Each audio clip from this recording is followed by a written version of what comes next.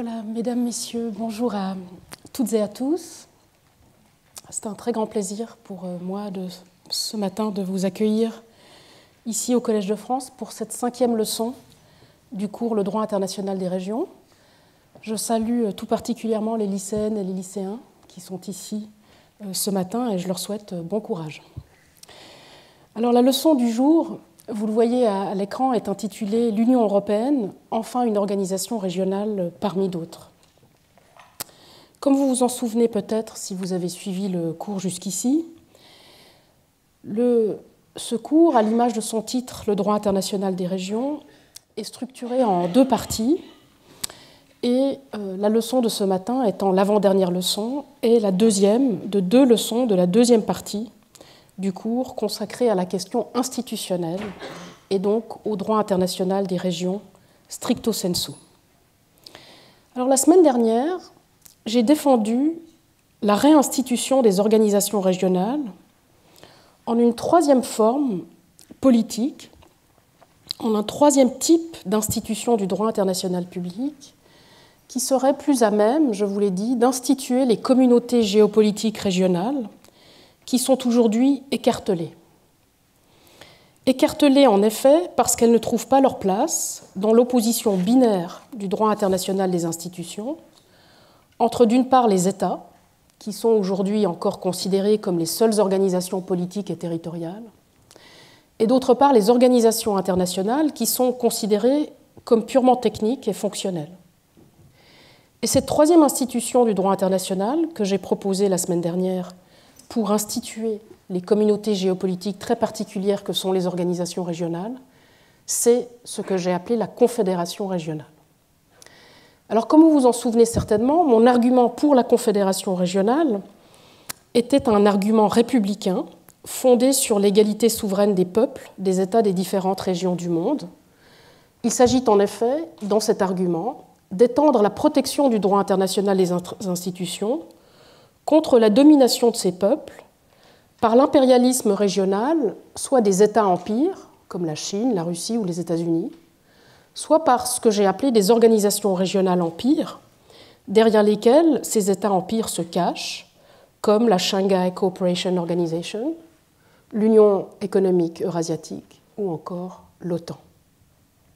Si l'État a été pensé puis institué dès le XVIIIe siècle contre l'Empire, comme la forme politique qui permettrait l'institution des peuples en plusieurs États égaux en droit international, et c'est ce qu'a confirmé l'article 2, paragraphe 1 de la Charte des Nations Unies, les faiblesses contemporaines de l'État doivent nous amener à penser et instituer une institution et une forme politique supplémentaire de ces mêmes peuples, toujours contre l'impérialisme.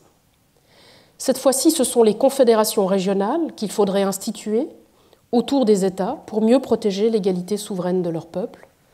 Et la proposition que j'ai articulée d'une nouvelle institution régionale de droit international s'insère donc dans la continuité de la protection de l'égalité tant des peuples que de la personne humaine, de la Charte des Nations Unies.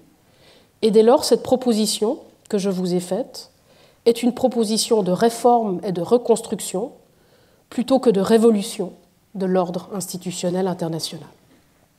Alors, dans la leçon de ce matin, j'aimerais poursuivre cet argument en le développant pour une organisation régionale en particulier, l'Union européenne, l'UE. Cette leçon va me donner l'occasion de revenir sur la région qui, je vous l'ai dit lors de la première leçon, a universalisé son droit international régional en droit international universel dès le XIXe siècle. Cette région, c'est l'Europe.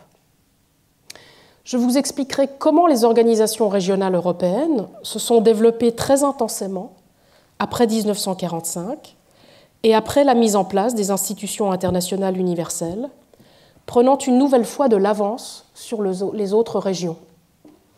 De l'avance, cette fois-ci, non plus seulement sur un plan juridique, en continuant à développer le droit international universel depuis l'Europe, mais aussi, et c'est ça qui va m'intéresser, sur un plan institutionnel.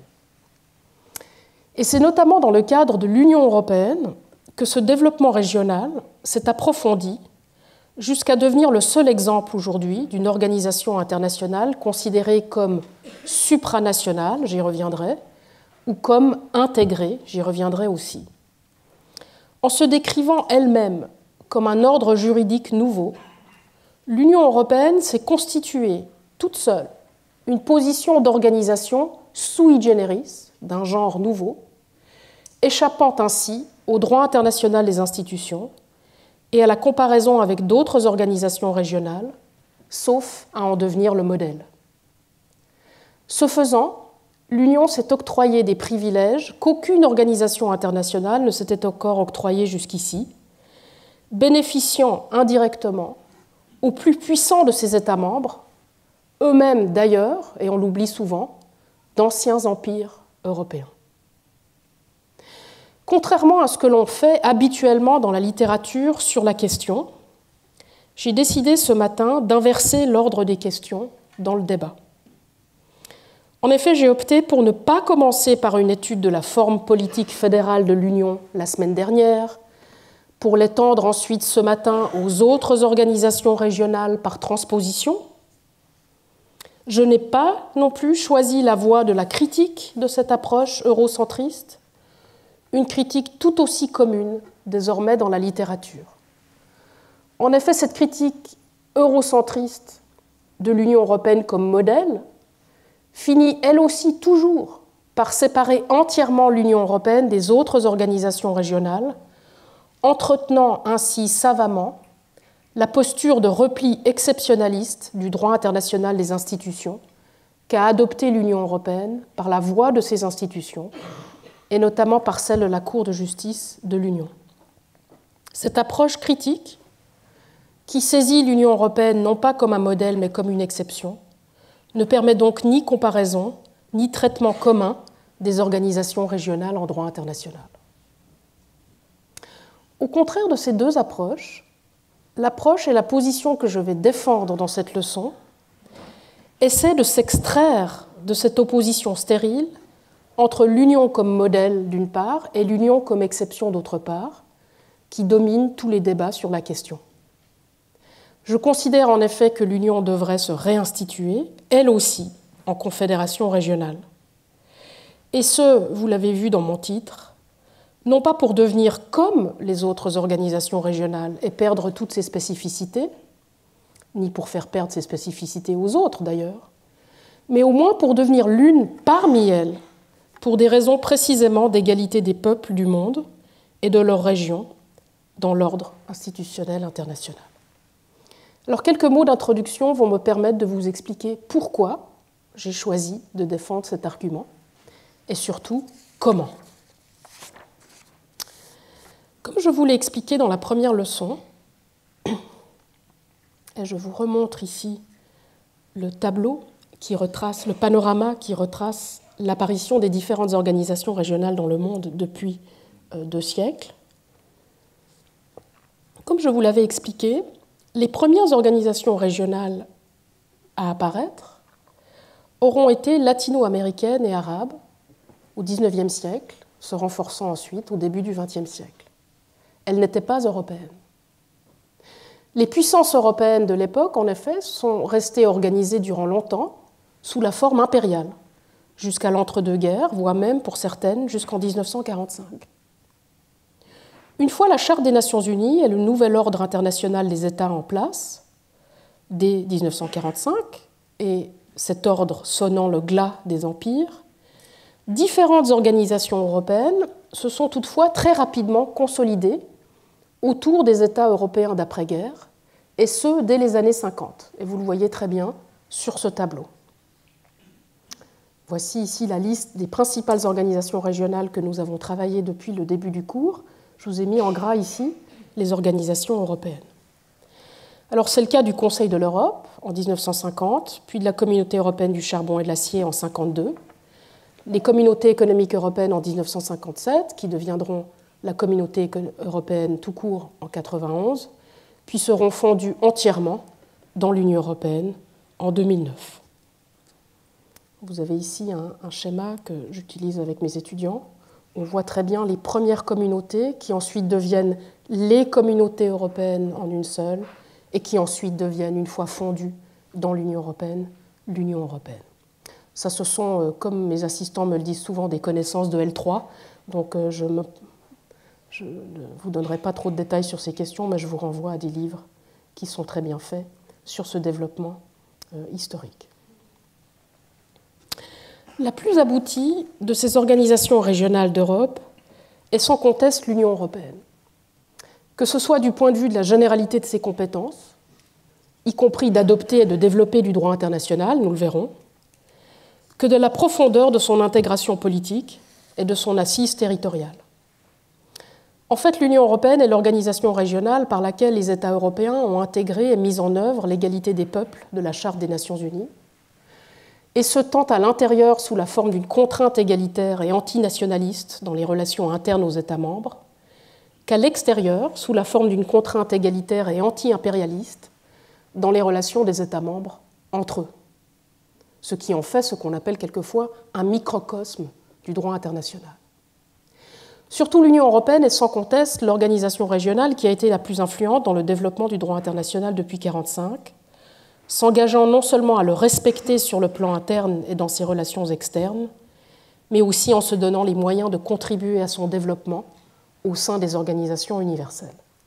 Et ici, je vous montre deux articles du traité sur l'Union européenne, l'article 3.5, qui parle des relations de l'Union européenne avec le reste du monde, et vous voyez que cet article rappelle que l'Union européenne est tenue au strict respect et au développement du droit international dans ses relations avec le reste du monde. Et on retrouve cette idée de cohérence entre l'extérieur et l'intérieur et de respect du droit international à l'article 21.1 et 21.3 du traité sur l'Union européenne.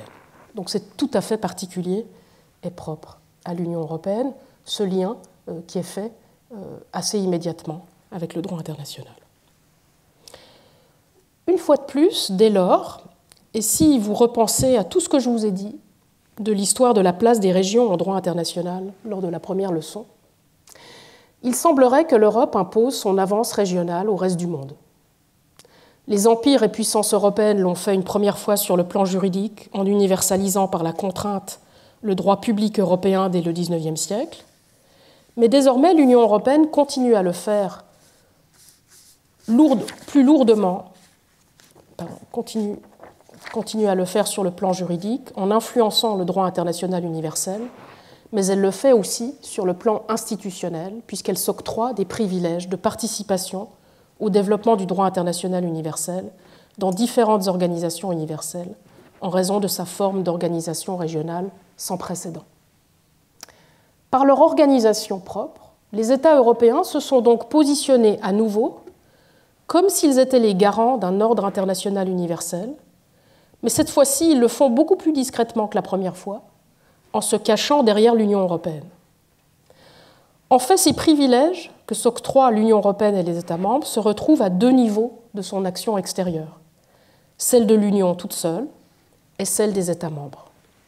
D'une part, en effet, l'organisation institutionnelle de l'Union européenne lui permet d'être très active sur le plan international. Elle pèse de tout son poids, plus lourdement que toutes les autres organisations régionales sur l'adoption du droit international universel, notamment aux Nations Unies et à la Commission du droit international, nous le verrons tout à l'heure.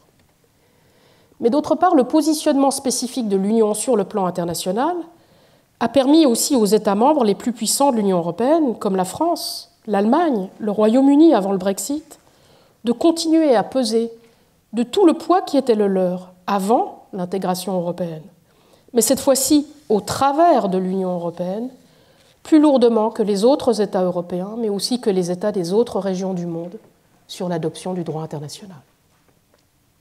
Comme au XIXe siècle, lors du développement des autres droits internationaux régionaux, notamment latino-américains puis africains, contre la transformation du droit public européen en droit international universel, la réaction des autres organisations internationales régionales face à ces privilèges de l'Union européenne et de ses États membres n'a pas tardé.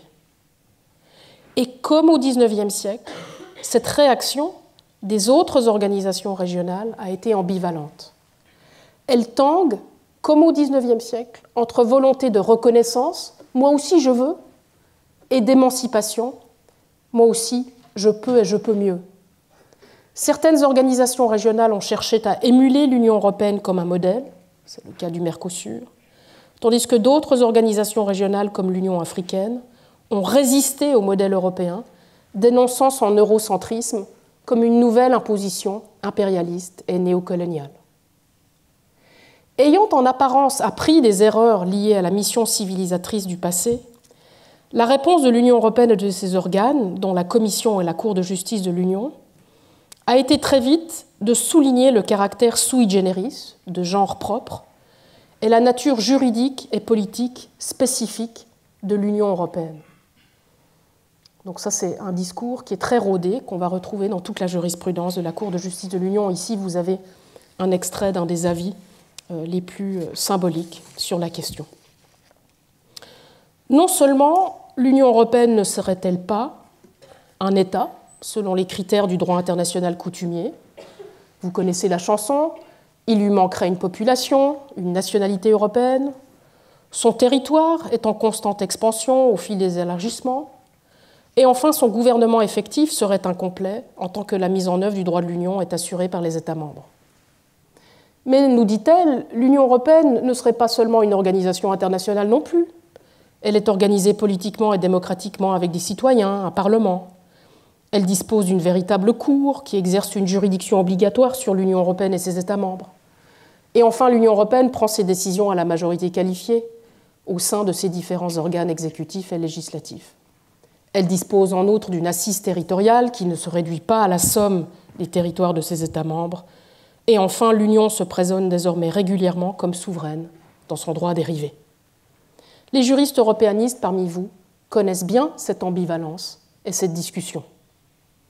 Au vu de ce que nous avons vu au fil des dernières leçons, toutefois, ce qui frappe, c'est que l'Union ne serait pas très différente de toutes les autres organisations régionales. Elles aussi souffrent d'une incapacité à être classées dans l'opposition binaire État-organisation internationale.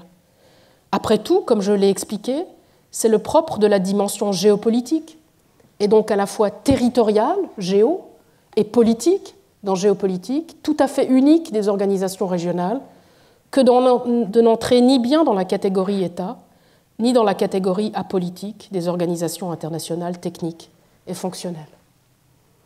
Mais le caractère sui generis et la nature politique spécifique de l'Union européenne que réclame la Cour de justice de l'Union va plus loin.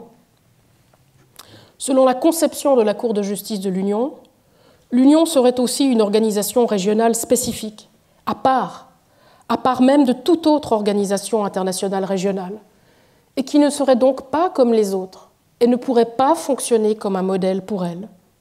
Selon la Cour de justice de l'Union, en effet, l'Union serait un nouvel ordre juridique tout court, qui ne relèverait même plus du droit international, contrairement à ce qu'elle avait dit quelques années auparavant. Donc elle parlait auparavant d'un nouvel ordre juridique de droit international, et là vous voyez, dès 1991, elle parle d'un nouvel ordre juridique tout court.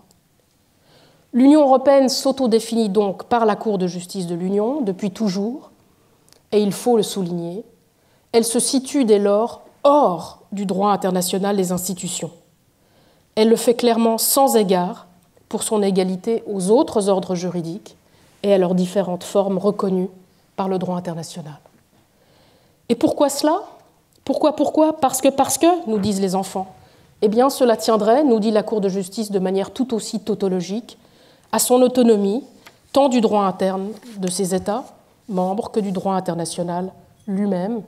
Et vous avez ici un autre extrait de cet avis qui vous donne ce type d'explication. D'une part, la Cour, nous dit-elle, le droit de l'Union impose le monisme et ordonne sa validité immédiate dans les ordres juridiques internes des États membres, sans qu'il soit nécessaire de le mettre en œuvre par le biais d'actes de droit interne. C'est ce que la Cour entend par intégration du droit de l'Union au droit interne. Je vous mets ici un extrait sur l'intégration. D'autre part, nous dit la Cour, le droit de l'Union prime l'ensemble du droit national, y compris le droit constitutionnel national. Et ce non pas en vertu du droit international ou du droit constitutionnel national, comme ce qui est le cas dans les relations entre droit international et droit national habituellement, mais de son propre droit. Et c'est aussi ce qu'il faut entendre par son caractère supranational, dans la mesure où les décisions de ces institutions se prennent à la majorité et non pas à l'unanimité, et que leur autorité prétend donc primer celle des institutions nationales. Alors, dans le paysage institutionnel international, l'Union est donc habituellement mise en avant comme étant la seule organisation régionale à présenter ces trois caractéristiques, autonomie, intégration et supranationalité, ce qui est très habile parce que cela rend ensuite toute comparaison impossible par rapport aux autres organisations régionales et place donc l'Union européenne dans une catégorie à part. En fait, le positionnement sui generis de l'Union européenne en droit international des institutions se traduit jusque dans les termes qui sont utilisés. Lorsqu'elle intervient diplomatiquement au sein d'instances universelles, par exemple aux Nations unies, l'Union européenne va se présenter parfois comme une organisation d'intégration économique régionale, dénomination qu'elle est toutefois la seule à utiliser.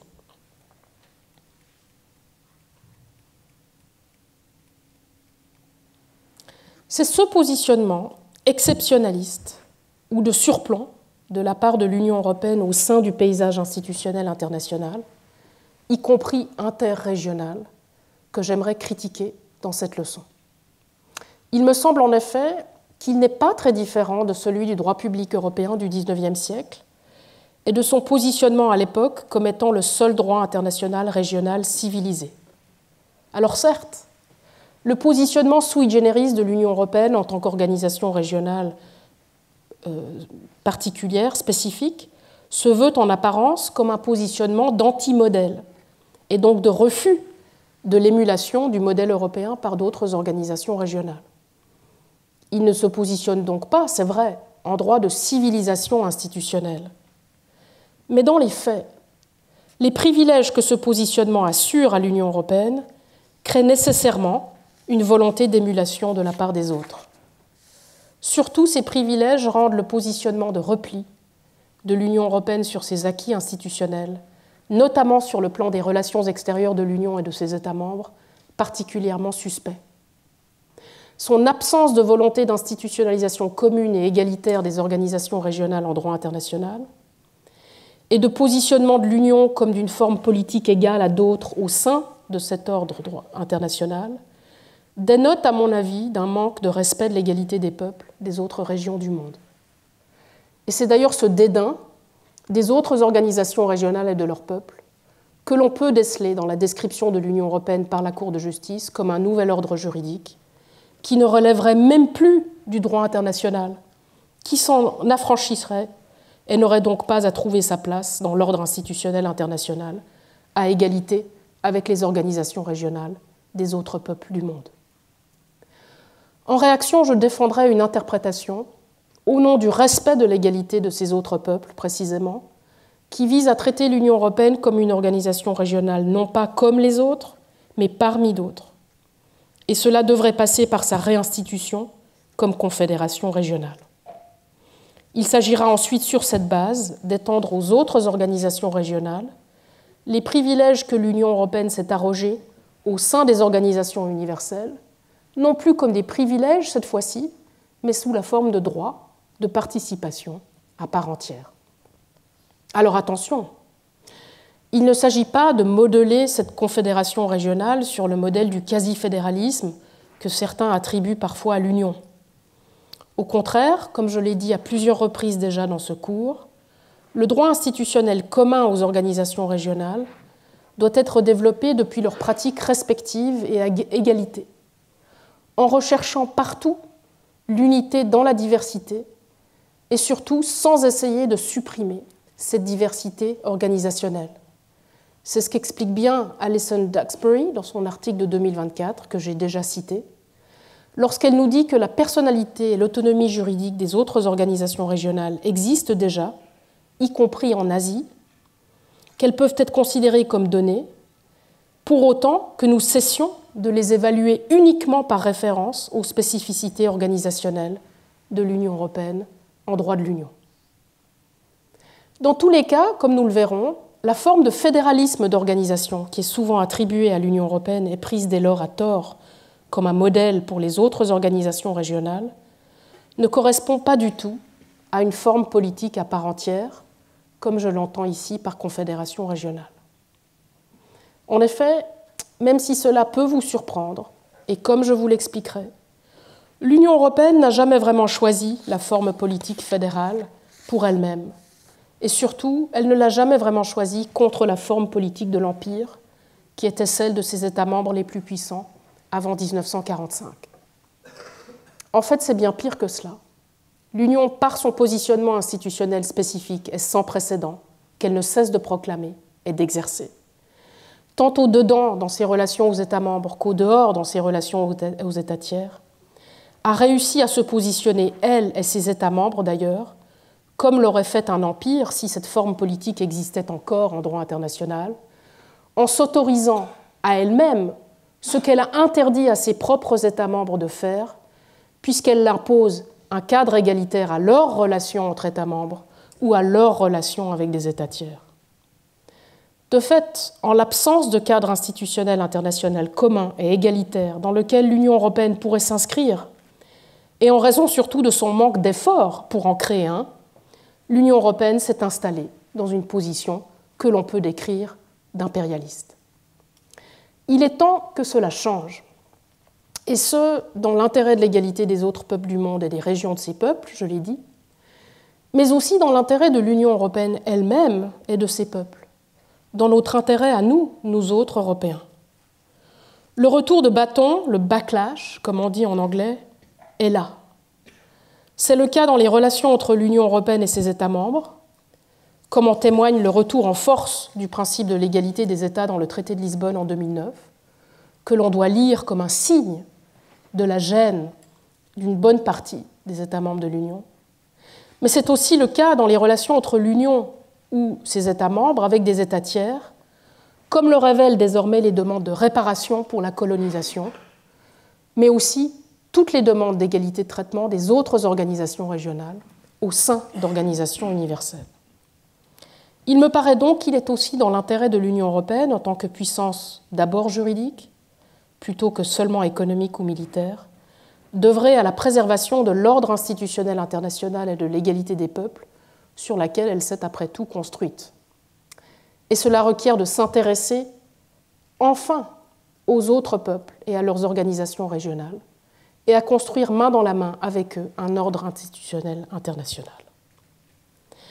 Alors, dans un contexte de menaces politiques, militaires, économiques sans précédent sur l'Europe, y compris l'Union européenne, ma critique peut vous paraître ce matin comme étant à contre-emploi des besoins de l'Union européenne et de ses peuples. Mais c'est bien le contraire, et je vais essayer de vous le démontrer. Si je développe cet argument, c'est précisément parce qu'il me semble que la réponse à l'impérialisme d'États-empires, voire d'organisations empires, n'est précisément pas de développer des politiques impérialistes de l'Union, même des politiques impérialistes à visée anti-impérialiste, contre-impérialiste ou post-impérialiste, comme nous le disait par exemple Manuel Barroso il y a de cela de nombreuses années, ici dans un article du Monde de 2005. Et ce type d'argument, l'Union européenne peut se permettre d'être impérialiste parce qu'elle a un agenda anti-impérialiste. On va le retrouver chez des auteurs tout à fait sérieux, comme notamment Timothy Garton Ash en 2023. Alors pourquoi est-ce que je m'insurge contre ce type de lecture ou de proposition ? Bien, tout simplement parce que ce cours est un cours de droit. C'est un cours de droit international et non pas de relations internationales. À ce titre, il ne vise pas simplement à décrire ou à prédire les relations internationales de manière réaliste, mais bien à les interpréter, à les justifier, et quand cela ne peut pas être le cas, comme ici, à prescrire pour réformer ces relations. Alors bien sûr, la question de la faisabilité de la réforme égalitaire que je vais vous proposer doit se poser, même pour les juristes. Le monde des 193 États membres des Nations Unies d'aujourd'hui n'est plus le monde de la poignée de puissances européennes qui a permis à la forme politique de l'État d'être instituée contre l'Empire entre les XVIIIe et les XXe siècles. Mais à la différence de cette époque, les États sont institués aujourd'hui. Ils existent en droit international et leur égalité souveraine est garantie par la Charte des Nations Unies, je vous l'ai rappelé tout à l'heure. Il s'agit donc, de manière un petit peu plus facile pour nous que pour nos prédécesseurs, de poursuivre une construction institutionnelle qui existe et qui nous oblige, pour davantage de protection de l'égalité des peuples, cette fois en instituant une nouvelle institution, la Confédération régionale. D'ailleurs, les organisations régionales que l'on réinstituerait en confédération régionale, elles existent, je l'ai dit, partout dans le monde. Elles existent avec des compétences générales partout dans le monde. Et elles existent de manière intégrée, pour certaines, partout dans le monde. Et la menace que posent les États-empires et les organisations empires est la même pour tous les peuples de toutes ces régions. Alors, curieusement, la question des rapports de l'Union aux autres organisations régionales sur le plan international, et dès lors la question de ce qui devrait être sa forme politique à partager avec ces autres organisations, n'est que peu traitée dans la littérature spécialisée, et je fais mon mea culpa parce que je fais partie de ces littératures, qui préfèrent se concentrer sur des questions purement internes à l'Union européenne, comme celle de son organisation politique ou de son régime politique, comme si d'ailleurs les questions internes à l'organisation politique de l'Union ou à son régime politique pouvaient être traitées avec succès sans clarté sur la question de sa forme politique. Et cela tient d'une part à ce que Signe Relling-Larsson a très bien capturé, à mon avis, lorsqu'elle parle d'amnésie des juristes européanistes sur l'histoire de l'Europe, en droit international en général, et donc l'amnésie qu'ils ont choisi d'entretenir sur ses origines impériales. Nous, européanistes, avons choisi de traiter de l'Union, d'enseigner de l'Union, comme d'une institution nouvelle, un OPNI, un objet politique non identifié, dit-on parfois à nos étudiants, comme si c'était amusant et rassurant pour nous, les citoyens de l'Union, de ne pas savoir ce qu'est l'Union. Nous avons choisi de la traiter comme une institution nouvelle, sans relation au passé impérial des puissances européennes devenues États membres de l'Union dès les années 50. Et nous nous concentrons ensuite surtout sur les rapports institutionnels internes à l'Union, entre l'Union et ses États membres, ou au sein de l'Union. Et cela vaut d'ailleurs aussi pour les juristes spécialistes des relations extérieures de l'Union, dont je fais partie aussi malheureusement, parce que je fais aussi mon mea culpa sur ça, qui se concentrent surtout sur les rapports entre l'Union et ses États membres, lorsque ou l'Union ou les États membres, ou et l'Union et les États membres appliquent ou adoptent du droit international ou agissent sur le plan international. Mais d'autre part, les juristes internationalistes, eux aussi, ont choisi de ne pas s'occuper de la forme politique de l'Union, notamment lorsqu'ils sont spécialistes des organisations internationales, puisqu'ils vont soit exclure l'Union européenne de leur champ, en raison de ses spécificités, mais sans tenter ensuite de la situer dans l'ordre institutionnel international, soit au contraire, ils vont décider de l'inclure comme l'exemple par excellence d'une organisation internationale, sans égard pour les autres organisations régionales, dont les particularités régionales et donc communes à toutes ces organisations ne sont pas du tout sur leur radar, comme je l'ai rappelé la semaine dernière. Alors mon argument, ce matin, se dépliera après cette longue introduction, mais qui vous a, je l'espère, donné une idée de mon programme, se dépliera en deux temps qui constitueront les deux parties de la leçon. Dans une première partie, je dévoilerai les rapports intenses qui lient le projet d'intégration de l'Union et l'Empire depuis les origines et les privilèges institutionnels internationaux que son amnésie impériale lui a permis de s'octroyer à elle-même et à ses États membres. Et dans la deuxième partie de la leçon, je me pencherai sur ce que j'ai appelé les heures et les malheurs de la question fédérale dans l'Union européenne, qui n'a pas encore pu dégager tout son potentiel, et je vous expliquerai ce qu'une réinstitution proprement confédérale de l'Union pourrait modifier de manière vraiment heureuse à ses rapports à ses États membres et dans ses relations extérieures avec d'autres États ou d'autres organisations internationales. Alors, deux délimitations s'imposent avant de commencer. Premièrement, je vais laisser la question de la réorganisation de l'ordre institutionnel international en général de côté, puisque la semaine prochaine, dans la dernière et sixième leçon, je vous parlerai de l'organisation des relations entre confédérations régionales, entre elles, et entre elles et les organisations universelles, comme l'Organisation des Nations Unies. Donc ce sera quelque part la cerise sur le gâteau. Et donc je repousse ces questions essentielles du cadre institutionnel de la réinstitution en confédération régionale à la semaine prochaine. Deuxième délimitation, je me concentrerai ici sur la question institutionnelle. Cette question institutionnelle que soulève l'Union européenne en tant qu'organisation régionale d'un nouveau genre, sui generis, en droit international des institutions, et notamment sur sa forme politique. Je laisserai donc de côté, même si c'est difficile de le faire parce que les deux questions sont toujours liées, je laisserai de côté la question de la nature de l'ordre juridique lui-même, et notamment du remplacement du droit international par le droit international de l'Union au sein des États membres, dans les relations entre États membres et dans leurs relations avec des États tiers. En effet, cette question juridique du remplacement du droit international par le droit de l'Union, dans l'Union, est une question qui sera traitée en détail avec toute la virtuosité que demande ce type de questions juridiques subtiles par le professeur Pierre Dargent dans son séminaire la semaine prochaine. Et dernière remarque terminologique, cette fois-ci. Comme je l'ai déjà expliqué la semaine dernière, et comme vous l'avez entendu en fait ce matin déjà 1000 fois, je préfère le terme confédération à celui de fédération parce qu'il était utilisé pour désigner une forme politique distincte, en Suisse par exemple ou aux États-Unis, bien avant que ces confédérations d'États ne deviennent des États fédéraux. Mais comme Olivier Beau, dans sa théorie de la fédération, dont vous avez ici les références à l'écran, je considère la confédération comme une forme politique fédérale distincte, qui n'est ni un État ni une organisation internationale. J'aborde donc la confédération régionale comme une troisième forme politique et institution distincte qui relève tant du droit interne à la confédération, en l'occurrence le droit du pacte confédéral de l'Union à venir, que du droit international des institutions.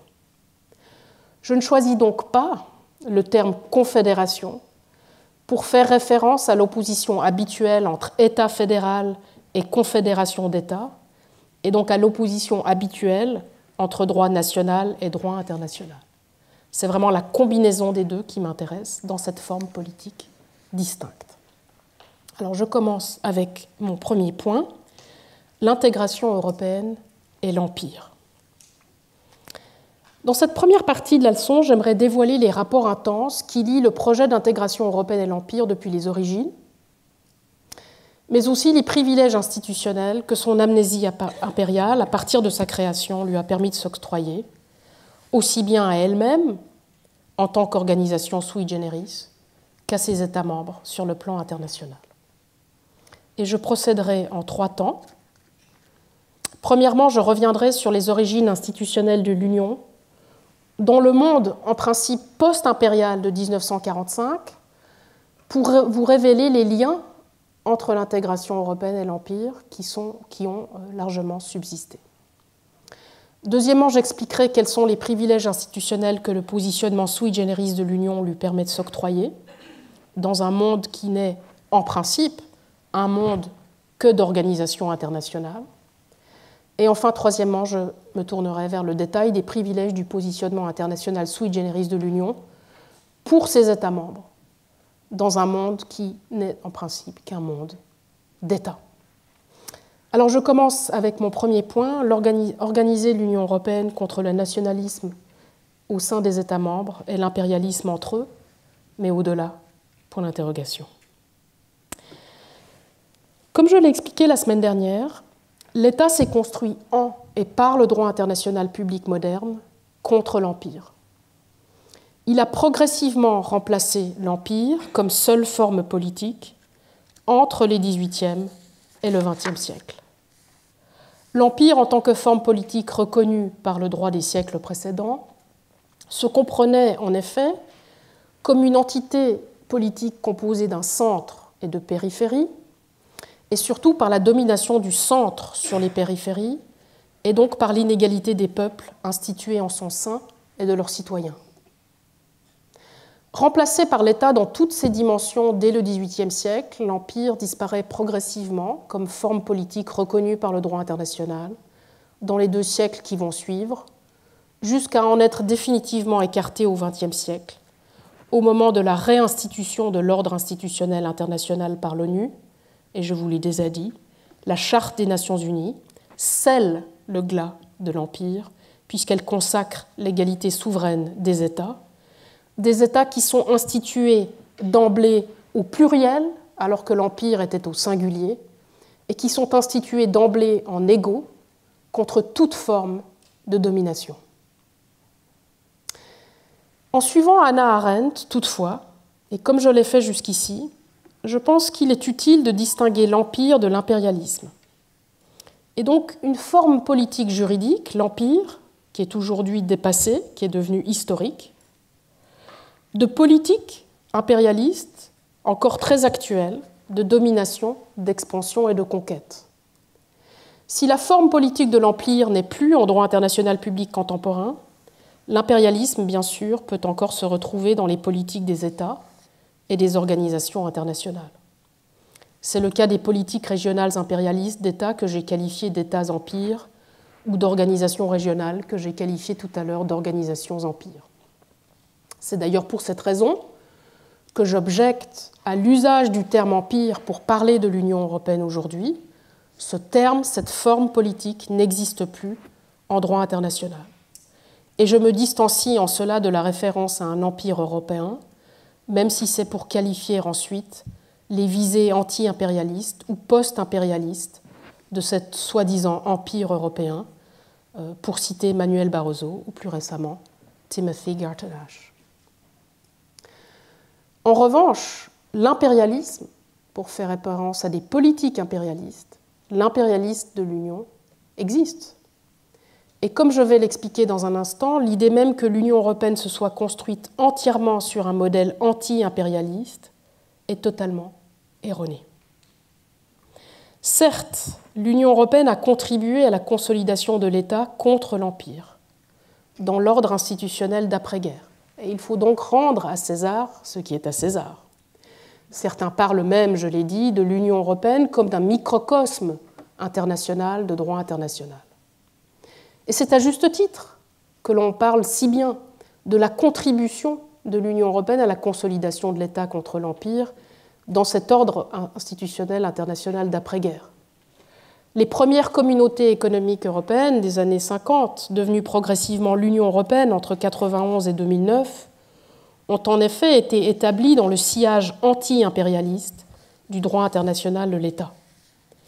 On peut même lire parfois que le droit de l'Union européenne est une forme très avancée de droit international sur ce point. On lit parfois que le droit de l'Union européenne est un droit qui a sauvé chaque État membre de lui-même, selon le titre de l'ouvrage désormais célèbre d'Alan Milward, que vous avez ici à l'écran. Le droit de l'Union européenne serait en bref un droit qui a permis de domestiquer l'État en Europe. Et ce, sur 2 plans. Sur le plan interne à chaque État membre de l'Union et sur le plan externe des relations entre États membres de l'Union. Premièrement, sur le plan interne de l'organisation de chaque État membre de l'Union, le droit de l'Union européenne a effectivement permis d'ajouter des contraintes égalitaires, notamment constitutionnelles et démocratiques, et de renforcer par là le respect tant de l'égalité politique des peuples européens que de l'égalité de la personne humaine protégée par la Charte des Nations Unies. On parle, pour parler de ces contraintes égalitaires qu'apporte le droit de l'Union à l'organisation interne de l'État, on parle parfois, à juste titre, de protection contre le nationalisme au sein de chaque État réinstitué en État membre de l'Union. Mais deuxième contribution de l'Union européenne à l'ordre international de l'État, à l'ordre anti-impérial de l'État, eh bien, l'Union européenne a permis aussi d'ajouter des contraintes égalitaires sur le plan externe, en contraignant les relations entre États membres qui doivent respecter l'égalité souveraine de chaque autre État membre et renforcer par là le respect de l'égalité politique des États protégés par la Charte. Et on parle ici parfois de protection contre l'impérialisme interne à l'Union, puisque les relations entre États membres de l'Union doivent se dérouler de manière égalitaire. Mais malgré cet agenda résolument internationaliste de l'Union européenne en faveur de la protection de l'égalité souveraine des États contre l'Empire, et notamment dans sa lutte contre le nationalisme et l'impérialisme au sein des États membres et entre eux, il n'en demeure pas moins que l'Union européenne ne s'est pas elle-même construite institutionnellement contre l'Empire à l'extérieur. Elle ne s'est pas construite elle-même comme une forme politique anti-impérialiste. Et ce, alors même que de nombreux États membres étaient des anciens empires, dont les intérêts politiques impérialistes avaient été frustrés durant l'entre-deux-guerres, puis par la Deuxième Guerre mondiale. Mais surtout, ces anciens empires européens réinstitués en États membres de l'Union ont très rapidement repris toutes leurs politiques impérialistes d'avant-guerre sous couvert de l'Union, à l'ombre de l'Union. Une autre raison d'être surprise du manque de construction anti-impérialiste de l'Union tient à la concurrence des États-empires en dehors de l'Union. Certains de ces États-empires avaient d'ailleurs exercé leur pouvoir impérial sur les États membres de l'Union avant qu'ils ne deviennent des États membres de l'Union. Et donc, une autre raison d'être surprise du manque de construction anti-impérialiste de l'Union tient à la poursuite de leur impérialisme, tant politique qu'économique, contre laquelle l'Union s'est pourtant construite dès les années 50. Et je pense ici aux États-Unis et à l'URSS, bien entendu. D'ailleurs, cette question de la construction européenne manquée contre l'Empire à l'extérieur n'est que peu traitée dans la littérature, et je l'ai déjà dit tout à l'heure en faisant référence à l'article de Signe Relling-Larsen, le traitement de l'intégration européenne se caractérise souvent par une amnésie totale sur le passé impérial des États fondateurs de l'Union et une amnésie totale sur le présent impérialiste des autres États-empires qui l'entourent. Le discours des européanistes est résolument tourné vers l'intérieur de l'Union, vers son intégration, d'une part. Le discours des européanistes, d'autre part, est résolument tourné vers l'avenir et vers la contribution de l'Union à cet avenir. Le monde extérieur à l'Union, y compris le passé colonial de ce monde extérieur, est rarement pris en compte dans la justification de la construction européenne, et ce au profit d'une attention toute auto-centrée et introspective sur les relations entre États membres ou entre l'Union et ses États membres. Et lorsque les relations des États membres ou de l'Union aux États tiers est prise en compte dans le cadre de ce qu'on appelle le droit des relations extérieures de l'Union, c'est en fait toujours en lien avec les relations intérieures à l'Union, et notamment la fameuse question de la répartition des compétences entre l'Union et les États membres. Cette amnésie sur le passé impérial de l'Europe est d'autant plus regrettable que de nombreux privilèges impérialistes, soit de l'Union, soit des États membres de l'Union, ont été introduits puis entretenus grâce au positionnement sui generis de l'Union européenne dans l'ordre institutionnel international avec lequel j'ai commencé mon cours d'aujourd'hui. Ni État, ni organisation internationale, mais ni empire, ni surtout anti-empire, l'Union européenne s'abrite derrière l'absence d'institutionnalisation commune et égalitaire des organisations régionales en droit international, dont elle est pourtant la première à profiter. C'est d'ailleurs ce dédain de l'égalité des autres organisations régionales que l'on peut déceler dans la description de l'Union européenne par la Cour de justice comme un nouvel ordre qui ne relèverait même plus du droit international et n'aurait donc pas à trouver sa place dans l'ordre institutionnel international. Alors ceci m'amène à mes deux points suivants. D'abord, les privilèges de l'Union et ensuite ceux des États membres dans un ordre international qui ne compte, je vous l'ai dit malheureusement, que deux formes et deux institutions, l'État et l'organisation internationale. Donc, deuxième point, situer l'Union européenne dans un ordre international d'organisation internationale, les privilèges de l'Union européenne. Une nouvelle fois, il semblerait que l'Europe impose son avance régionale au reste du monde. Les empires et puissances européennes l'ont fait une première fois sur le plan juridique, je l'ai rappelé tout à l'heure, en universalisant par la contrainte le droit public européen. Mais désormais, c'est l'Union européenne qui le fait à leur place et sur le plan institutionnel, puisque l'Union européenne se donne sur le plan international des privilèges en tant qu'organisation régionale très intégrée et autonome, mais autoproclamée comme nouvelle, et donc non instituée à égalité avec celle des autres. En fait, l'Union européenne se positionne comme si elle était la seule organisation régionale au monde, garante de l'ordre international universel, mais sans avoir à instituer son organisation à égalité avec celle des peuples des autres régions et avec celle des autres organisations régionales qui devraient pourtant devoir participer avec elle à cet ordre qui est désormais, soi-disant, universalisé.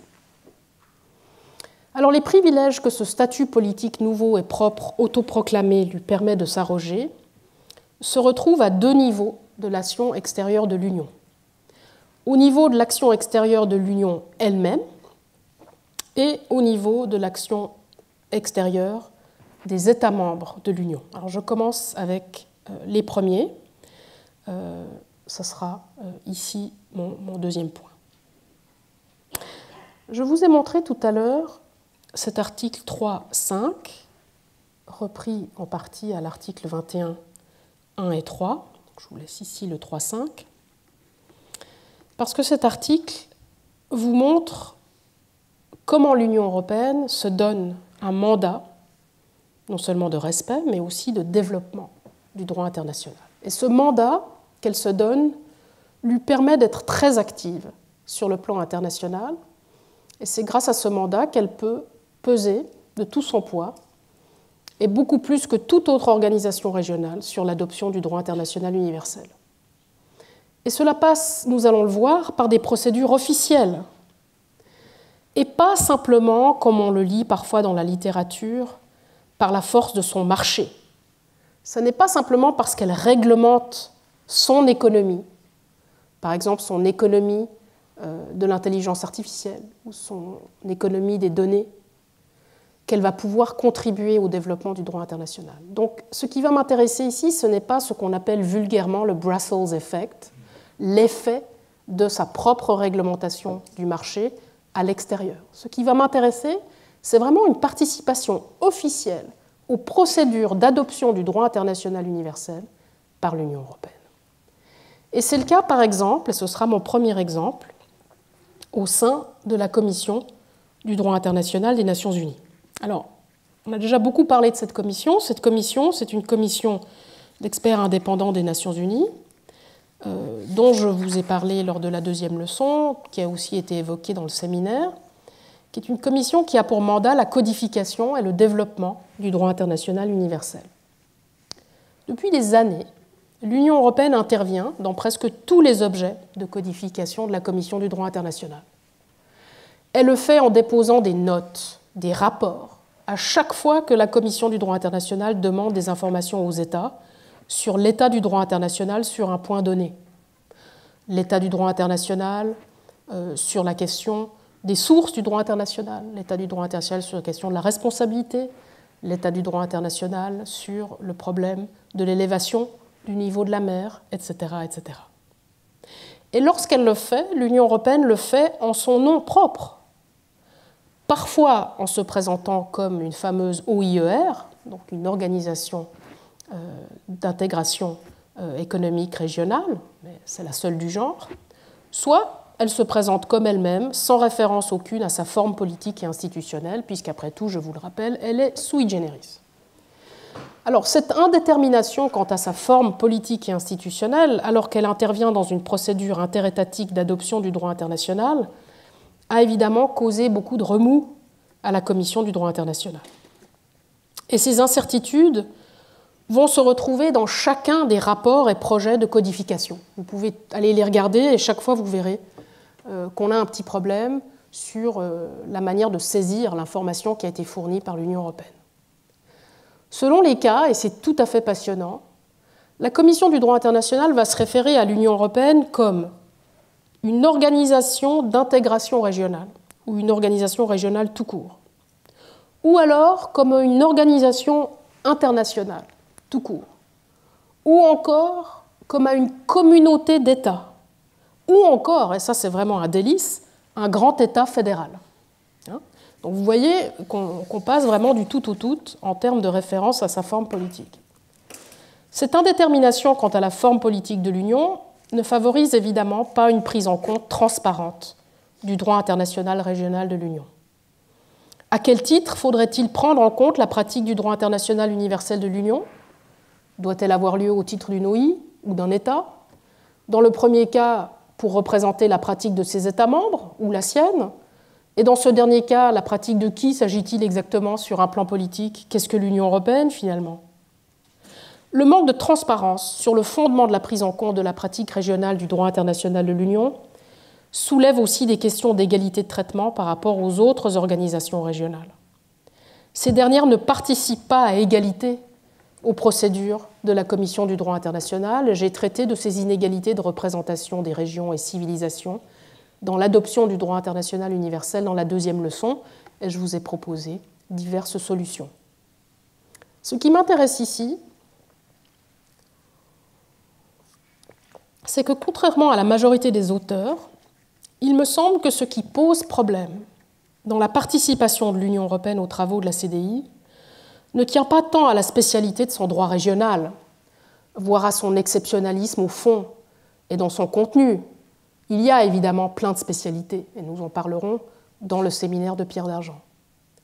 Mais je pense que ce qui pose problème dans la participation de l'Union européenne aux travaux de la CDI tient en fait à l'indétermination institutionnelle de l'Union européenne et à son exceptionnalisme sur sa forme politique.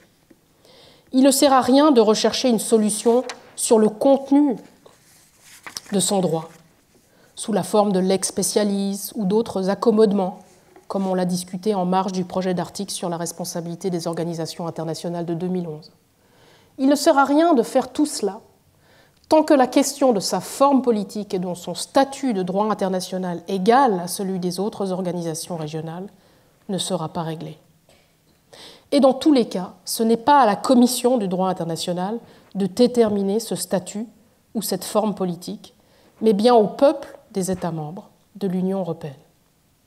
Il s'agit de déterminer pour qui l'Union européenne et éventuellement les autres organisations régionales participeraient à l'élaboration du droit international universel. Et cela soulève la question de leur forme politique, si ces organisations ne sont pas des États, et cela soulève la question d'articuler leur souveraineté et représentation à celle des peuples de leurs États membres. Deuxième exemple que l'on peut donner des privilèges impérialistes que s'octroie l'Union européenne au sein des procédures d'adoption du droit international universel, celui de la participation de l'Union à l'Assemblée générale des Nations unies. L'Union y bénéficie en effet d'un statut d'observateur spécial. Ce statut, négocié et renégocié de dure lutte, lui est propre et il traite l'Union européenne beaucoup mieux que d'autres organisations régionales. Surtout, l'Union européenne cherche depuis longtemps à le généraliser à d'autres agences et d'autres institutions spécialisées de l'ONU où elle n'est pas aussi bien traitée, comme l'UNESCO ou l'Agence internationale de l'énergie atomique. Parfois, l'Union européenne est parvenue à devenir membre à part entière de ces institutions, comme c'est le cas de l'Organisation sur l'alimentation et l'agriculture. Mais tout cela soulève à nouveau la question de l'inégalité de traitement en raison du statut sui generis autoproclamé de l'Union par rapport à d'autres organisations régionales et à d'autres groupes régionaux au sein des Nations unies. Et certaines organisations régionales contestent d'ailleurs régulièrement le privilège de l'Union, c'est le cas de la CARICOM notamment. Mais à nouveau, rien dans la présentation de l'Union européenne au sein de cette enceinte universelle ne fait référence à un statut partagé à égalité par d'autres organisations régionales. Il ne suffit pas de dire que l'Union ouvrirait indirectement le chemin à des revendications similaires des autres organisations régionales pour la dédouaner. Troisième point, les privilèges des États membres de l'Union européenne dans un ordre international d'États. Les privilèges que le statut politique nouveau, sui generis, autoproclamé de l'Union, lui permet de s'arroger, se retrouvent aussi à un deuxième niveau de son action extérieure, celui de ses États membres. Donc, ce sont des privilèges qui vont s'appliquer aux États membres lorsqu'ils agissent dans des relations avec des États tiers ou d'autres organisations internationales. L'organisation institutionnelle autonome de l'Union a aussi permis, en effet, aux États membres les plus puissants de l'Union, souvent des anciens empires européens, comme la France, l'Allemagne ou le Royaume-Uni avant le Brexit, de continuer à peser de tout leur poids sur l'adoption du droit international après la création de l'Union européenne, au travers de l'Union européenne. En cela, l'Union européenne et ses États membres ne se comportent pas très différemment d'autres États-empires, comme les États-Unis, la Russie ou la Chine, ou surtout d'autres États-empires qui, à l'ombre d'organisations empires, vont assouvir leur velléité impérialiste en toute discrétion. Après tout, nous critiquons souvent les États-Unis qui se cachent derrière l'OTAN pour assouvir ses velléités impérialistes, notamment aux Nations Unies. Qui n'a pas déjà mentionné la Chine et son instrumentalisation de la SCO pour assouvir ses velléités impérialistes? Qui n'a pas déjà critiqué la Russie, qui utilise l'organisation empire de l'Union économique eurasiatique pour assouvir ses velléités impérialistes? Mais ce qu'on oublie de dire, c'est que les États membres de l'Union européenne font exactement la même chose. Et on retrouve les deux poids, deux mesures dont je vous avais parlé il y a quelques semaines, et j'avais déjà cité ici l'article d'Anne Orford de 2021, dans lequel elle dénonce ce deux poids, deux mesures. Donc ce que font les autres, c'est impérialiste et c'est totalement à dénoncer. En revanche, ce que nous faisons, nous, alors évidemment, c'est totalement autorisé et il n'y a rien à voir. Alors, il me semble que c'est par le biais de ce mécanisme de l'organisation de l'Union européenne, cette organisation sui generis, que certains États-puissances européennes, à travers, ou plutôt à l'ombre de l'Union européenne, en tant qu'États membres de l'Union européenne, donc sous ce voile institutionnel, ont pu continuer à assouvir les politiques impérialistes qu'ils avaient avant la guerre, après 1945. Pensez par exemple au projet néocolonial d'Eurafrique, qui a été développé très vite par ces États membres de l'Union européenne, anciens empires européens, pour continuer à nourrir leurs relations d'extraction avec le continent africain et les États nouvellement créés dans le continent africain. D'ailleurs, ce projet, principalement néocolonial d'Eurafrique, accouchera plus tard de manière beaucoup plus diplomatique de ce qu'on appellera une politique de coopération et de développement de l'Union européenne en Afrique. Mais personne n'est dupe. Tout le monde sait, notamment grâce, en tout cas pour les juristes, grâce à l'ouvrage de Sundia Pahuja que vous avez ici à l'écran, tout le monde sait qu'une politique de développement, y compris une politique de développement technoscientifique, n'est souvent que la poursuite d'une politique de civilisation néocoloniale sous un autre nom. Et l'on voit bien que le passé impérialiste des États membres de l'Union ne passe pas. C'est un passé qui ne passe pas lorsqu'on regarde l'Union européenne de l'Afrique et qui bénéficie au contraire de l'indétermination institutionnelle de l'Union européenne pour se poursuivre à l'ombre de l'organisation.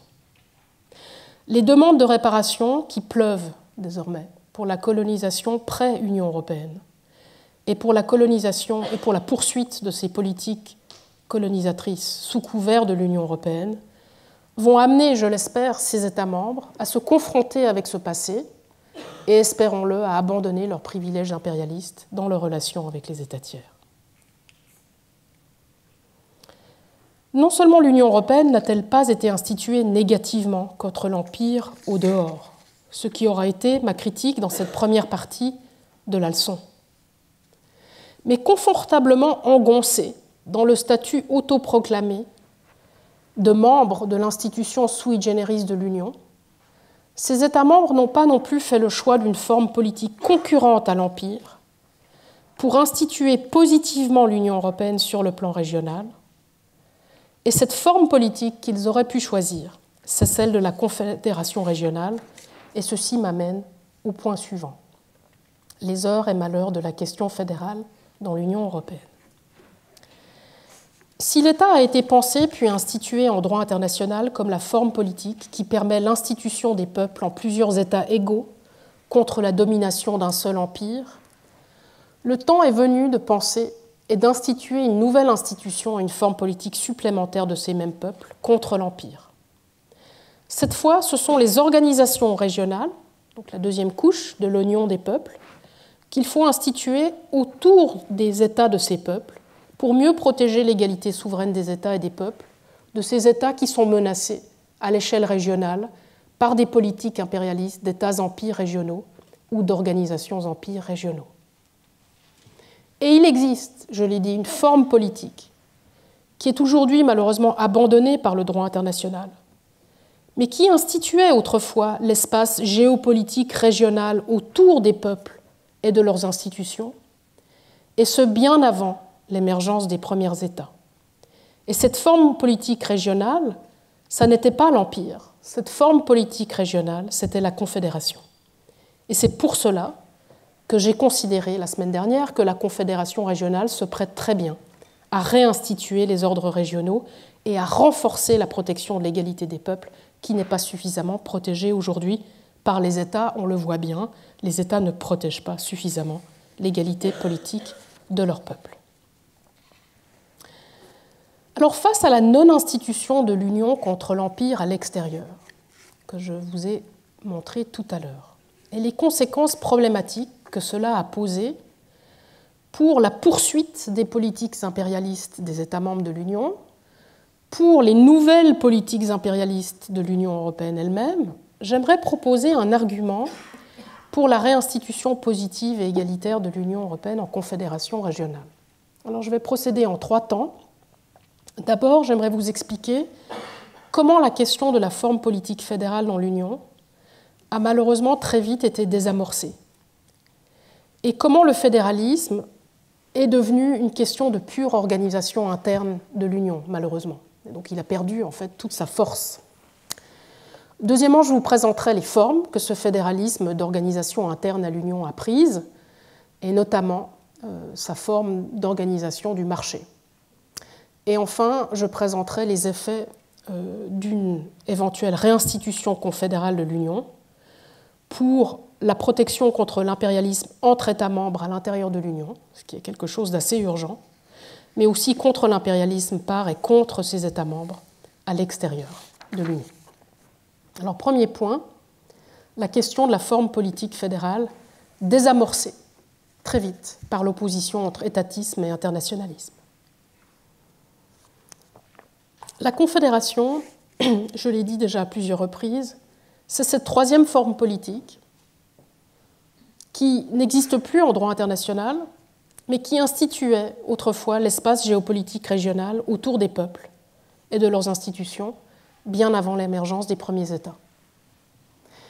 Cette forme politique, elle est très intéressante pour nous dans la discussion sur l'Union européenne parce qu'elle s'oppose depuis toujours à l'Empire comme forme politique régionale.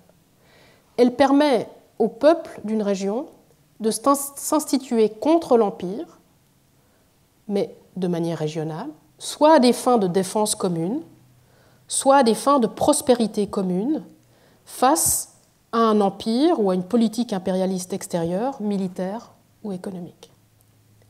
Comme l'Empire, la Confédération est une forme politique d'ampleur régionale, dans la mesure où c'est une entité politique ternaire instituée qui comprend un centre et des périphéries, la Confédération au centre, les États confédérés en périphérie, sans pour autant créer un nouvel État.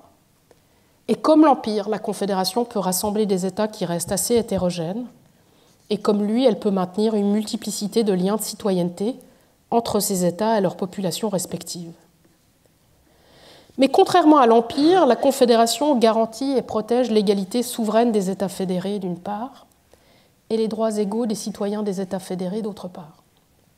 Et c'est cette double garantie de l'égalité politique, dans chaque État fédéré et entre États fédérés, qui va de pair avec un régime démocratique, tant au niveau confédéral qu'au sein des États fédéraux. Par extension, ce régime politique en commun de la Confédération et des États fédéraux va donc exiger une plus grande homogénéité politique au sein de la Confédération, donnant lieu à un effet de domestication et de démocratisation mutuelle entre la Confédération et les États confédérés. Alors, à première vue, la proposition d'aborder l'Union européenne comme une confédération régionale paraît particulièrement pertinente. Et ce, non seulement, je l'ai dit, en raison de la menace des États-empires, des organisations-empires qui pèsent sur l'Union européenne comme sur toutes les organisations régionales et leurs États depuis toujours et aujourd'hui encore, mais aussi parce que l'emprise de l'imaginaire fédéraliste et des théories fédéralistes lors de la fondation de l'Union européenne dans les années 50 a toujours été très grand. Et vous connaissez tous, évidemment, ce discours de Winston Churchill à Zurich en 1946. L'idée d'États-Unis d'Europe, et plus généralement on pourrait dire l'idée d'un fédéralisme européen, a des racines très profondes dans la pensée de l'Europe comme un projet fédéral. Je ne vais pas pouvoir retracer tout ça ici, mais on pensera par exemple à la Fédération d'États libres de Kant, à la République fédérative de Montesquieu ou de Tocqueville. Et certains d'entre vous, en m'écoutant ce matin, se sont peut-être déjà dit qu'il allait s'agir d'anticiper la transposition de toutes ces théories fédéralistes de l'Union aux autres organisations régionales. Et c'est d'habitude le sens que prend le discours. On va réveiller le fédéralisme dans l'Union, donc on va réinstituer confédéralement l'Union, puis ensuite on va transposer ça aux autres organisations régionales. Mais ça n'est pas du tout mon programme ici, et je l'ai déjà dit dans mon introduction. En effet, la forme de fédéralisme d'organisation qui est souvent attribuée à l'Union et qui est prise dès lors à tort comme un modèle pour les autres organisations régionales ne correspond pas du tout à une forme politique à part entière, comme il faut l'entendre ici par confédération régionale. Et des auteurs comme Olivier Beau, à nouveau, mais surtout Signe Relling-Larsen, dans les deux ouvrages que vous avez ici à l'écran, l'ont démontré très bien, et je vous y renvoie pour le détail. En fait, face au choix entre empire et confédération à des fins d'organisation régionale, l'Union européenne n'a finalement pas choisi de s'instituer contre l'empire, et elle n'a finalement pas choisi la forme politique fédérale pour elle-même contre l'empire. Et ce, alors que la forme de l'empire était pourtant celle de ses États membres les plus puissants avant 1945, États pour lesquels elle s'est construite à l'intérieur d'une part. Et surtout alors que la forme de l'empire était aussi celle des empires devenus États-empires économiques et militaires contre lesquels elle s'est construite à l'extérieur, comme les USA ou l'URSS qui deviendra Russie d'autre part. Alors certes, le droit de l'Union a permis de limiter la souveraineté de ses États membres de l'intérieur pour protéger, je l'ai dit, celle des peuples de ces États contre le nationalisme et l'impérialisme entre États membres. Et ce, en imposant toutes sortes de contraintes égalitaires supplémentaires qui sont véritablement superbes. Mais l'Union européenne n'a en aucun cas été instituée de manière à remettre en cause la forme politique étatique de ses États membres de l'extérieur. Elle n'a pas été instituée pour dédoubler la forme politique étatique de ses États membres d'une deuxième forme politique destinée à réinstituer ces États membres en États confédéraux et à assurer par là une protection institutionnelle supplémentaire de l'égalité souveraine de leur peuple. En cela, malheureusement, il faut conclure que l'Union européenne est restée fidèle à l'opposition entre étatisme et internationalisme, et entre États et organisations internationales, du droit international, les institutions. C'est en cela qu'elle a permis de renvoyer l'État fédéral à la confédération d'États dos à dos, traitant l'un comme une institution de droit national et l'autre comme une institution du droit international et en se frottant les mains entre les deux. Sachant que les États membres n'étaient pas et ne sont pas prêts à faire de l'Union européenne un nouvel État, et encore moins à envisager l'institution d'une troisième forme politique confédérale distincte de l'Union européenne, de l'État, l'Union européenne est demeurée tout au plus une organisation internationale, en droit international des institutions, et plus exactement cette fameuse institution sui generis dont je vous ai déjà parlé. Ce manque d'institution confédérale de l'Union comme une forme politique contre la forme politique de l'Empire est d'autant plus regrettable qu'elle a relégué le fédéralisme à une forme d'organisation interne de l'Union, une forme d'organisation interne totalement indépendante de la détermination de sa forme politique. C'est ce qui explique aujourd'hui que cette forme d'organisation fédérale interne soit demeurée profondément indéterminée ou tout au plus économique, comme je vais l'expliquer dans ma deuxième section.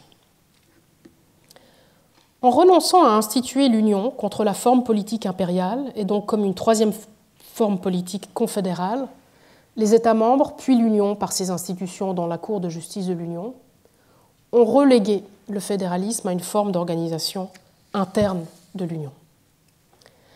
Rattaché à une institution décrétée nouvelle et sans forme politique reconnue, le fédéralisme a été réduit à une forme d'organisation interne d'une forme politique indéterminée. En cela, rien de très différent, malheureusement, de ce qui est arrivé au fédéralisme au sein des États. Le fédéralisme au sein des États, comme je l'ai rappelé la semaine dernière, est lui aussi très vite devenu une forme d'organisation politique de l'État, voire même, diraient certains, une forme de régime politique de l'État, plutôt qu'une forme politique à part entière. Et c'est ce qui explique que depuis lors, les efforts, y compris des spécialistes du droit de l'Union, se soient concentrés en droit de l'Union sur les principes fédéraux potentiellement applicables, soit à l'organisation interne à l'Union, et notamment à la répartition des compétences entre l'Union et ses États membres, soit à son régime, et notamment à la question du bon gouvernement et du constitutionnalisme démocratique. De manière générale, je l'ai dit en introduction, beaucoup plus d'attention et de soin a été porté à la question de l'organisation institutionnelle interne de l'Union et à la question de son régime, et donc à des questions constitutionnelles et démocratiques, qu'à la question de la nature et de la forme politique de l'Union, ce qui est finalement assez paradoxal. Mais l'Union européenne n'est pas seule, je l'ai dit, à souffrir de cette relégation du fédéralisme à une forme d'organisation de l'État, puisque l'État lui-même en souffre. Cela reflète ce que j'ai appelé ailleurs l'étatisme méthodologique, qu'on connaît très bien en théorie politique, et qui empêche de remettre en cause la forme politique dans les discussions qui portent sur la légitimité politique. L'État est toujours présumé exister en arrière-fond de tout argument de légitimité politique. Et c'est ainsi, par exemple, qu'en droit de l'Union, le principe de subsidiarité s'est développé puis a été interprété comme étant au croisement entre le principe économique de subsidiarité comme efficience et le principe fédéral de subsidiarité des compétences développé dans la tradition fédérale de certains États membres, comme l'Allemagne. Un autre exemple de ce fédéralisme d'organisation interne à l'Union est celui des interprétations fédérales de la majorité qualifiée et désormais de la double majorité au Conseil de l'Union, ou encore les propositions pour un bicaméralisme au Parlement européen au moment des débats sur le traité établissant une constitution pour l'Europe. Mais il y a pire. Une autre direction prise par le fédéralisme d'organisation interne de l'Union aura été celle du fédéralisme économique, devenu fédéralisme de préservation du marché. Ce type de fédéralisme de préservation du marché n'est pas le propre de l'Union, mais il a trouvé un écho très important dans l'ordre constitutionnel, qui est l'ordre constitutionnel du marché de l'Union. En fait, ce fédéralisme de préservation du marché était au cœur du programme néolibéral de Friedrich Hayek, devenu à peu de choses près le modèle de la gouvernance économique internationale d'après-guerre. Et ce modèle a accouché d'un autre modèle très connu, le modèle de la gouvernance dite à niveau multiple, selon lequel la gouvernance des questions économiques serait entièrement centralisée sur le plan international, en l'occurrence régional, celui de l'Union, tandis que les questions sociales relèverait des compétences des États membres et donc de la politique nationale. La raison d'être de ce fédéralisme d'organisation du marché est en fait de dépolitiser la gouvernance économique de l'Union autant que faire se peut et une nouvelle fois d'enlever toute pertinence à la nature de sa forme politique pour la réglementation du marché intérieur. C'est ce qui explique que le fédéralisme économique dans l'Union n'ait jamais été conçu, alors qu'il aurait pu l'être, comme une forme de fédéralisme politique. mais ça n'est pas perdu. Finalement, ces différents aspects de la séparation de la question fédérale dans l'Union, de celle de la forme politique fédérale de l'Union, ont aussi eu pour effet de laisser ouverte la question de la souveraineté dans l'Union. Et c'est ce qui explique, je pense, les nombreuses tensions qui finissent toujours par se cristalliser autour de la souveraineté de l'Union et qu'on ne peut pas évacuer, qu'on ne peut pas régler uniquement du point de vue de son régime démocratique ou uniquement du point de vue de la séparation des pouvoirs ou de la répartition des compétences entre l'Union et ses États membres. La souveraineté demande en effet que l'on détermine qui a la compétence de la compétence. Alors c'est d'autant plus regrettable que la souveraineté dans l'Union fonctionne déjà comme une souveraineté interne et externe dispersée, selon le modèle que j'ai défendu la semaine dernière. Cependant, l'Union européenne ne correspond pas, n'a pas encore une forme politique qui permettrait de partager cette souveraineté entre l'Union européenne et ses États membres. Elle n'a pas encore la forme politique confédérale qui va avec son mode dispersé de souveraineté. Nous sommes donc bloqués au milieu du gué.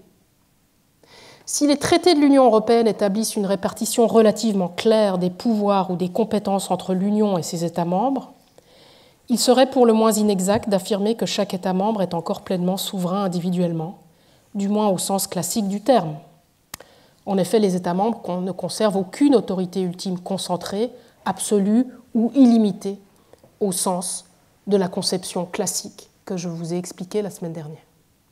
Alors bien sûr, les partisans de la conception classique de la souveraineté vont rétorquer que les États membres conservent le droit individuel de quitter l'Union européenne. C'est ce que garantit l'article 50 du TUE, et que ces États membres conservent dès lors une autorité ultime. Ils peuvent toujours partir.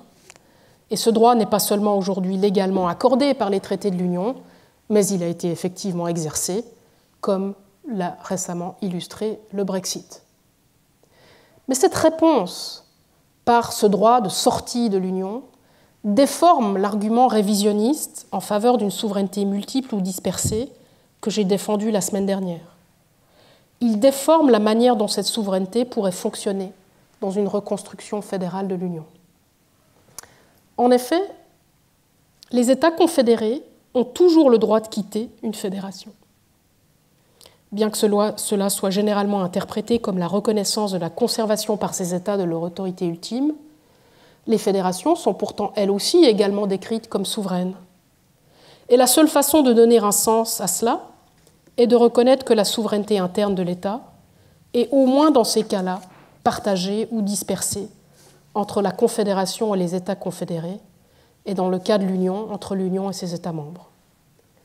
Et j'en veux ici pour preuve l'article 2 du nouveau règlement ACI de 2023, qui est un règlement de l'Union européenne pour lutter contre la coercition économique, qui est un règlement vraiment intéressant parce qu'il justifie potentiellement des contre-mesures économiques de la part de l'Union, ce qui est véritablement très actuel au vu de ce qui s'est passé cette nuit, y compris vraisemblablement en violation du droit international, de la responsabilité internationale.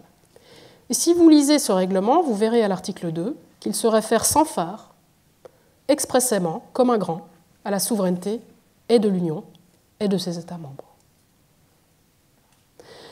D'autre part, il serait tout aussi inapproprié de décrire le système institutionnel de l'Union comme étant celui d'un État unitaire souverain, dont l'autorité ultime, concentrée, absolue et illimitée ne résiderait que dans l'Union.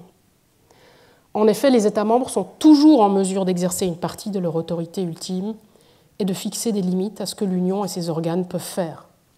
Et j'en veux pour preuve ici quelque chose dont j'ai déjà parlé tout à l'heure, qui est le retour du principe de l'égalité souveraine des États dans le traité de Lisbonne à l'article 4.2. Alors, contrairement à Olivier Beau et Signe Relling-Larsen, je ne considère pas qu'il faille choisir entre l'approche confédérale de l'Union et la souveraineté, dont je vous ai montré lors de la dernière leçon qu'elle devait et qu'elle pouvait être décollée conceptuellement et normativement de l'État. Surtout, la souveraineté externe peut être détenue et exercée de manière partagée, ensemble, par les États confédérés réunis en une confédération, comme l'a très bien démontré Hannah Arendt. Alors j'en viens précisément à ce que la réinstitution confédérale de l'Union proposait ici, une réinstitution confédérale qui pourrait enfin faire coller la souveraineté partagée qui est exercée actuellement avec une forme politique adéquate, pourrait changer sur le plan tant intérieur qu'extérieur à l'Union, et ce sera mon troisième point. Si l'État a été pensé puis institué en droit international comme la forme politique qui permet l'institution des peuples en plusieurs États égaux contre l'Empire, il est temps, je l'ai dit, face aux faiblesses de l'État, de penser et d'instituer une institution et forme politique supplémentaire de ces mêmes peuples qui sont toujours menacés, mais cette fois-ci sur le plan régional, par des États-empires ou des organisations empires. Cette fois, contrairement à 1945, ce sont donc les régions qu'il faudrait instituer par la Confédération régionale autour des États pour mieux protéger l'égalité souveraine des États et de leurs peuples. Mais face à l'absence d'institutions politiques de l'Union contre l'Empire et les conséquences problématiques qu'elle pose pour la protection contre les politiques impérialistes tant de l'Union que de ses États membres, mais aussi contre celles d'autres États et organisations, j'aimerais proposer ici la réinstitution égalitaire de l'Union en confédération régionale. Cela passera par un nouveau pacte confédéral selon des modalités que je vous ai présentées la semaine dernière. Il me semble que cette réinstitution confédérale de l'Union permettrait de parfaire la protection contre l'impérialisme, d'abord à l'intérieur de l'Union, notamment dans les relations entre États membres et entre États membres et Union, et ensuite contre l'impérialisme à l'extérieur de l'Union, notamment dans les relations entre l'Union et ses États membres, et entre l'Union et ses États membres et des États tiers ou organisations tierces. Alors, premièrement, le plan interne. Il me semble qu'instituer l'égalité des États membres de l'Union en tant qu'États confédérés permettrait de parfaire ce qui a été commencé dans les années 50, c'est-à-dire la protection par le droit de l'Union contre l'impérialisme dans les relations entre États membres et entre États membres et Union européenne. Cette perfection de cette protection interne contre l'impérialisme est particulièrement urgente parce que même si nous souhaitons l'ignorer dans cette partie de l'Europe, les doléances sont aujourd'hui très nombreuses dans une autre partie de l'Europe. D'une part, la garantie nouvelle par le traité de Lisbonne de l'égalité souveraine des États à l'article 4, paragraphe 2, j'en ai parlé tout à l'heure, et le signal, pourrait même-on dire, d'une protection insuffisante de l'égalité souveraine des États, à la fois dans les relations entre les États membres les plus puissants, les plus riches, les plus centraux et les autres, et dans les relations entre l'Union et ses États membres. C'est dans la création d'une union régionale et solidaire d'États confédérés que l'égalité et l'équité de leurs rapports, en tant que solidarité confédérale, pourraient naître. C'est d'ailleurs ce que confirment les efforts récents qui tentent tous d'appliquer les principes de solidarité et d'équité dans des domaines urgents comme la migration, la protection de l'environnement ou la protection de la santé publique, des efforts qui pour l'instant restent vains. Regardez comment le pacte migratoire ou comment le principe de solidarité et d'équité dans la politique environnementale de l'Union reste vain. Des efforts qui restent vains, à mon avis, parce qu'ils ne se soucient pas aussi d'instituer une communauté politique entre les États membres de l'Union. Et c'est cette solidarité par une nouvelle communauté politique qui peut ensuite, à mon avis, faire fonctionner le principe de solidarité et d'équité. Tout seul, sans intérêt pour la forme politique, il reste vain. D'autre part, outre ces bénéfices de la réinstitution égalitaire des États membres en tant qu'États fédérés pour fonder des obligations de solidarité entre eux, il faut aussi mentionner la domestication mutuelle sur laquelle repose le confédéralisme et notamment l'homogénéisation mutuelle des régimes. Ici, c'est la critique du respect de l'état de droit, ou plutôt du non-respect de l'état de droit, du non-respect de la séparation des pouvoirs, du non-respect de la démocratie par l'Union européenne elle-même, dont j'ai déjà parlé dans mon cours en 2021-2022, qui paraît sous un autre jour. Cette question, en effet, du respect de l'état de droit, de la démocratie, la séparation des pouvoirs par l'Union européenne elle-même, révèle le double standard constitutionnel dans l'Union européenne, selon qu'il s'agit de l'Union européenne et de ses institutions ou de ses États membres. Et cette question et cette critique légitime du double standard pourrait elle aussi trouver une partie de sa réponse dans la réinstitution de l'Union européenne elle-même en confédération, et donc dans une union politique qui serait enfin fondée sur un vrai droit public européen. En somme, la réinstitution de l'Union en confédération permettrait de parfaire la domestication de ses États membres et la limitation de l'impérialisme entre eux par la mutualisation de ses contraintes constitutionnelles, y compris par leur application à l'Union elle-même. Ceci est d'autant plus urgent pour les États dits de l'Est, dont l'intégration à l'Union européenne s'est faite beaucoup plus tard, suite à la chute du mur et en réaction à l'époque à un autre impérialisme qui s'exerçait sur eux. Deuxièmement, sur le plan externe à l'Union elle-même, il me semble que la réinstitution confédérale de l'Union permettrait aussi d'organiser la protection contre l'impérialisme à l'extérieur de l'Union. Cette protection renforcée par la réinstitution confédérale doit en effet s'exercer à la fois à l'encontre de l'impérialisme des États et organisations tierces et à l'encontre de l'Union et de ses États membres eux-mêmes.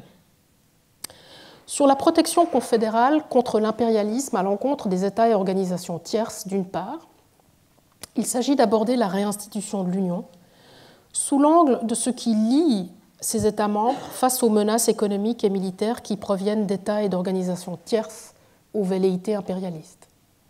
Certaines de ces menaces sont les mêmes que dans les années 50, mais d'autres sont nouvelles, comme l'érosion de l'Alliance transatlantique sur un plan militaire et le projet relancé d'une Europe de la défense. Après le fédéralisme économique de l'Union et sa dimension politique qui a malheureusement été inavouée, ou du moins, comme je l'ai dit tout à l'heure, reléguée à un fédéralisme apolitique de préservation du marché, il s'agirait donc de réveiller un fédéralisme économique de l'Union comme fédéralisme politique et d'accompagner le fédéralisme de défense à venir de l'Union européenne d'une dimension politique qui, cette fois-ci, serait bien affirmée.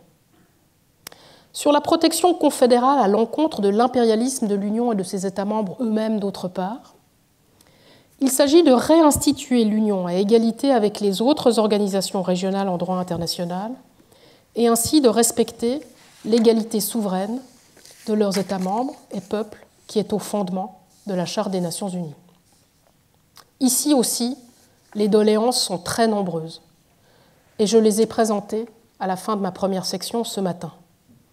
Il s'agit de transformer ce qui est en fait une somme de privilèges de l'Union et des États membres, des privilèges qu'ils se sont octroyés en raison ou sous couvert du statut politique autoproclamé sui generis de l'Union, en véritables droits égaux qui seraient partagés avec toutes les organisations régionales, réinstituées elles aussi en confédération régionale.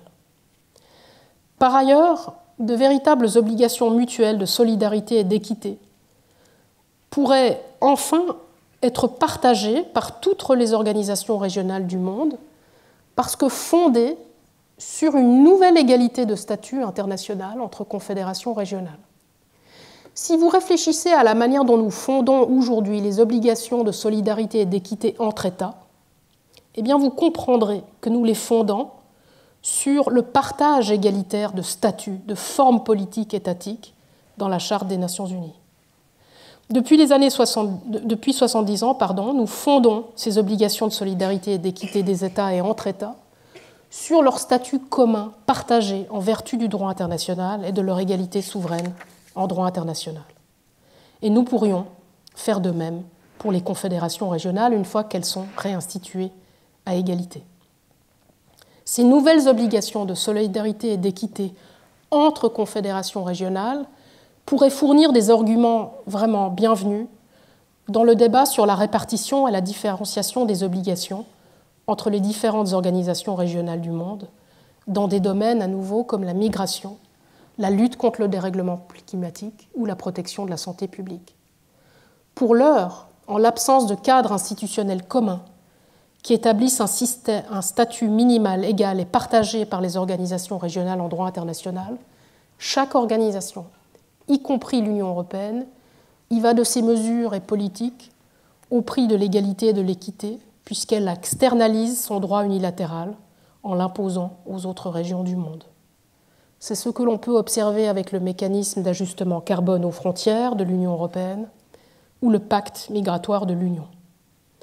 Dans les deux cas, contrairement à tous mes collègues, je ne pense pas qu'il suffise d'invoquer des principes de justice globale, comme l'égalité, la solidarité ou l'équité, pour espérer améliorer les choses. Sans clarté sur la forme politique de l'Union et sa nature institutionnelle partagée dans un ordre institutionnel international égalitaire, et notamment sur la manière dont l'Union européenne réinstitue ses États membres, ces principes très importants de souveraineté, de solidarité, d'égalité et d'équité ne peuvent pas avoir de prise effective sur la pratique des États et de leurs organisations régionales. Nous restons malheureusement toujours en surface. En somme, la réinstitution de l'Union en confédération régionale permettrait peut-être enfin d'organiser la cohérence entre les obligations de droit international de l'Union elle-même, des obligations qui, nous dit-elle, à l'article 3, paragraphe 5, s'appliquent tant à l'intérieur qu'à l'extérieur de l'Union européenne, tant à ses relations internes qu'à ses relations avec le reste du monde. Cette cohérence, qui est une obligation pour l'Union européenne et qui, pour l'heure, est restée lettre morte. Restée lettre morte, comme tant d'autres choses d'ailleurs, qui se sont produites à l'ombre du statut sui generis autoproclamé de l'Union européenne et de l'avantage régional que l'Europe, et donc les États européens, les peuples de ces États, en somme nous autres, les Européens, nous octroyons depuis toujours en droit international.